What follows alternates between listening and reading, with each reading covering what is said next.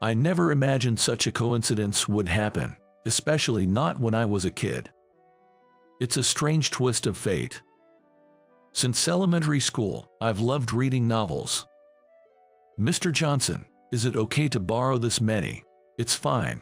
Borrow as much as you like. These are my books, so feel free to read them. The classroom library, where the teacher gathered books that the students wanted to read, changed its collection every week. The books were chosen based on a survey, but I was about the only one who was really into books. So it always ended up being the books I wanted to read. I felt somewhat guilty, but Mr. Johnson, our homeroom teacher, was kind and told me it was okay. Hey, why do Mr. Johnson prepare so many books for us? He wants us to become people who can save others with words, not hurt them. Words can become a dangerous weapon if used wrongly. Mr. Johnson always said that during the 2 years he was our teacher, giving us the chance to read many books. He was a mentor to me. And now, at the age of 39, I'm attending his funeral. I never thought we would part so soon. All the former students attending are shedding tears. It's a funeral that shows how much he was loved. Many classmates were also there. Isn't that Michael? You came too. Jer, of course. It feels nostalgic. We used to play a lot as kids. The person who spoke to me was a good friend from back then, and it was the first time we met since graduation. Not just him, I hadn't met any of my classmates since then, so seeing their familiar faces made me feel nostalgic. Then, I was called out in a deep voice. Hey, Michael. It's me, Tom Clark. Long time no see. His voice had changed, and I didn't recognize him at first, but as soon as I turned around and saw his face, memories came flooding back. I remembered how he embarrassed me in front of everyone and blamed his misdeeds on me. He had bullied me quite a bit. As I struggled to find words, he snorted, laughed at me, and clapped me roughly on the shoulder. Been doing well. You went to that smart middle school, so we never had a chance to meet. That was his way of being sarcastically rude. He hasn't changed in the way he has always looked down on people. Tom went to a prestigious school everyone knew, and I went to a middle school with a lower academic standard. I had taken the entrance exams because of my parents' wishes, but my academic abilities couldn't keep up, so that was the only choice I had. How were your 3 years in the middle school? Did you enjoy them? As I struggled to answer, Tom had a smug smile on his face. Just as I was wondering how to escape the situation, Kevin, who had been the class president, raised his voice. Everyone, if you're free after today, how about we hold a memorial for Mr. Johnson? Since we've all gathered, it could also be a reunion. Let's talk about him. I'm sure he'd be happy about it from up there. Everyone agreed with Kevin's suggestion, and those who could make it decided to go to a bar. I had some time after, and it had been a while since I saw everyone, so of course, I decided to go too. The only thing bothering me is Tom. I don't want to be harassed like in the old days, even now as an adult. With these worries, I changed out of my funeral clothes and joined about 15 people at a bar. Been doing okay. What have you been up to lately? I've been working hard at the factory. I just changed jobs recently. It wasn't just me meeting everyone after a long time.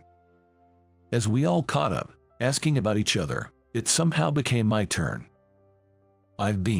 You're fine, Michael. As I opened my mouth to speak about my current life, Tom spoke first. No need to force yourself to talk about your daily life. He said it with a deliberately kind face. He doesn't know anything about my life. Michael has been struggling in life. It's sad to make a classmate you haven't seen in a long time talk about that, right? Indeed, my attire today was an old t-shirt and shorts, hastily changed from my funeral attire, so it was a bit wrinkled. With Tom's presumptuous tone and my less than pristine clothes, they probably thought I was really struggling. The other friends didn't try to ask about my current situation. Tom has always been like this. He's good at making a nice face to those with power or popularity. Plus, he's eloquent, smart, and athletic, so he's strangely persuasive. He could say anything about me, true or not, and people would believe him. As I felt a wave of sympathy from those around me, the atmosphere turned somber. Kevin, trying to be considerate, changed the topic. "How have you been lately, Tom? You have a daughter, right? Jer. She just became a high schooler, and she's about to debut as a novelist. She's getting published soon." Tom's expression brightened at that, and everyone was surprised. "That's amazing. What's the book called?" "It's a romance novel called Your Hand. She got scouted by a publisher after I posted it online."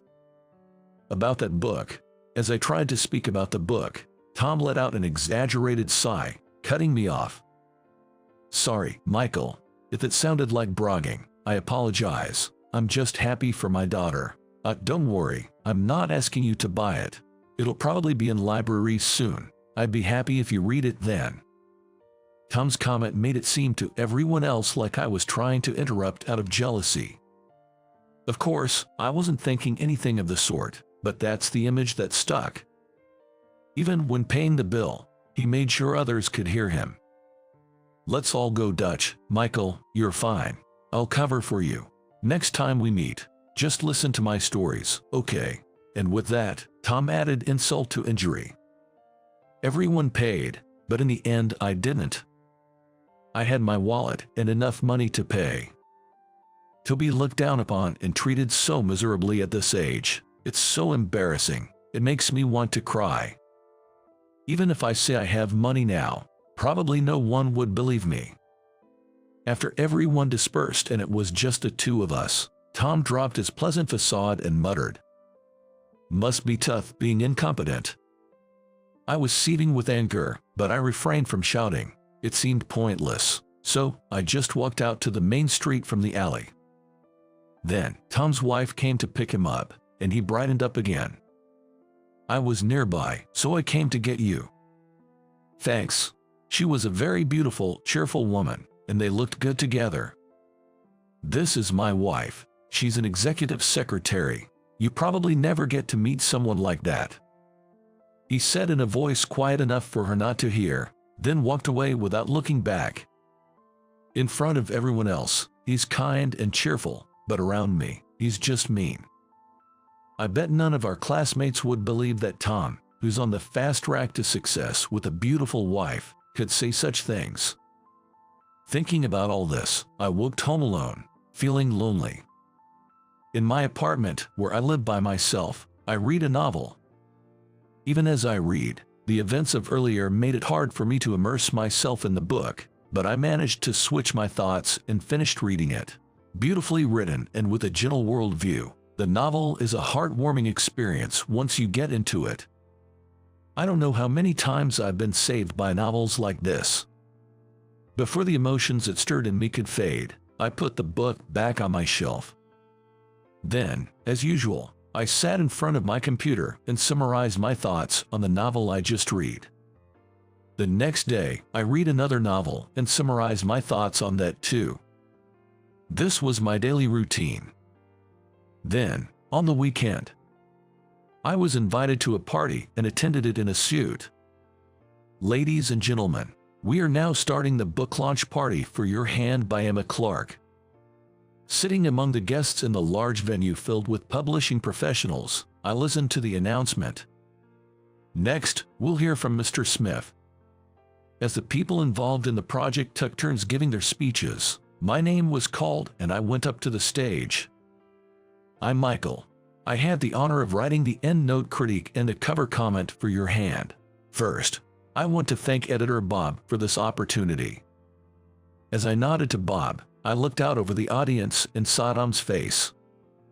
He looked shocked, his eyes wide and his expression incredulous. The first thing I felt when reading Your Hand was the freshness of the writing. It's something I, as an author of over 20 years, couldn't possibly express. While I did feel parts were still immature, there's a certain expression only possible due to that immaturity. It's something that will change as you grow, so please fully express what can only be enjoyed now. It's a weapon that can capture the hearts of young people, as it's true to your age. Thank you, Emma whispered, her eyes brimming with tears. I hadn't known they were father and daughter until Tom mentioned it yesterday, but the editor had told me she was an ardent fan of my novels. She started writing after reading my books. It was gratifying to know a young person enjoyed my work, and that's why I accepted the task of writing the end note and cover comment. I continued my speech. I'd like to share a bit about myself. As a kid, I loved the library my teacher, Mr. Johnson, set up. Every week, it was filled with new books. Back then, I was bullied by classmates and it was tough, but I had to go to school to read those books, so I did. I realized just recently at Mr. Johnson's funeral that he might have known about my situation and deliberately stocked my favorite books. Tom's face grew increasingly pale and he started trembling, looking down. It probably terrified of being exposed for his past actions. Dad, thank you, his daughter said, oblivious to his inner turmoil. The situation was bizarre.